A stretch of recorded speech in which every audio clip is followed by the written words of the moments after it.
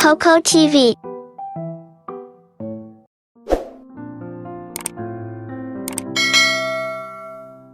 ये एक खूबसूरत और सरसब्ज दरिया के किनारे की कहानी है, जहां एक बतख रहती थी। इसकी सेहत हमेशा खराब रहती थी, जिसकी वजह से वो ज्यादा खुश नहीं रहती थी। एक दिन इसकी हालत बहुत बिगड़ गई और उसने फैसला किया कि उसे डॉक्टर के पास जाना चाहिए। डॉक्टर ने इसे बताया कि इसकी बीमारी बहुत संगीन है और वो जल्द ही मर जाएगी। इस खबर ने बतख के दिल को दुख से भर दिया। इसके पास एक अंडा था जिससे जल्द ही एक बच्चा निकलने वाला था, और उसे खौफ था कि इसके बाद इस अंडे का क्या बनेगा। बतख ने अपने दोस्तों के पास जाने का फैसला किया जो जंगल में रहते थे। वो उन्हें अपनी परेशानी सुनाने गई, लेकिन उन्होंने इसकी मदद करने से इनकार कर दिया।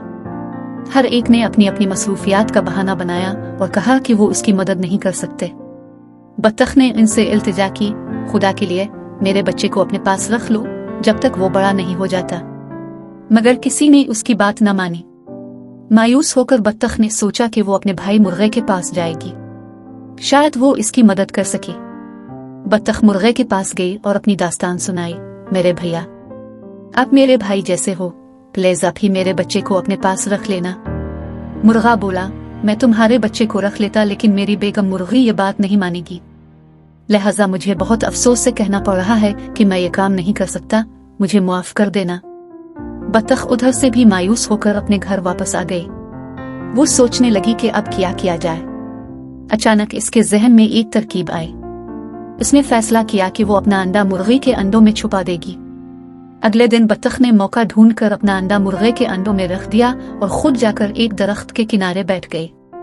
बतख की सेहत दिन बदन बिगड़ती गई और आखिरकार वो वहीं मर गई। कुछ दिनों बाद मुर्गी के अंडों से चूजे निकलने लगे। इनमें एक अंडा ऐसा भी था जिससे बतख का बच्चा निकला। मुर्गा इसी वक्त समझ गया कि बतख ने अपना अंडा उनके अंडों में रख दिया था, लेकिन इसने किसी को बताना मुनासिब न समझा। जब मुर्गी ने बतख के बच्चे को देखा तो वो बहुत नाराज हुई। इसने मुर्गे से कहा, मेरे बच्चों के साथ बतख का बच्चा नहीं रहेगा। मुर्गे ने कोशिश की कि मुर्गी को समझाए, लेकिन मुर्गी ने उसकी एक ना सुनी। इसने अपने बच्चों को भी बताया कि बतख के बच्चे से किसी को बात नहीं करनी है। सब ने मुर्गी की बात मान ली, लेकिन कुछ चूजों ने अपनी माँ की बात न मानी। वो जो खुद खाते थे, अपने साथ इस बतख के बच्चे को भी खिलाते थे। मुर्गी को बतख के बच्चे से सख्त नफरत थी, वो उसे देखना भी पसंद नहीं करती थी। एक दिन मुर्गी के जहन में ख्याल आया कि क्यों ना हम सब मिलकर दरिया के किनारे सैर को जाएं और बतख के बच्चे को वहीं छोड़ आएं। इस तरह इससे जान छूट जाएगी। वो लोग सैर को निकले और वहां पहुंचते ही एक चूजा दरिया के किनारे चला गया। खेलते खेलते इसका पांव फिसला और वो डूबने लगा। ये देखकर मुर्गी जोर जोर से चीखने चलाने लगी। बतख के बच्चे को तैरना आता था। इसने जल्दी से दरिया में छलांग लगाई और तैरना शुरू कर दिया।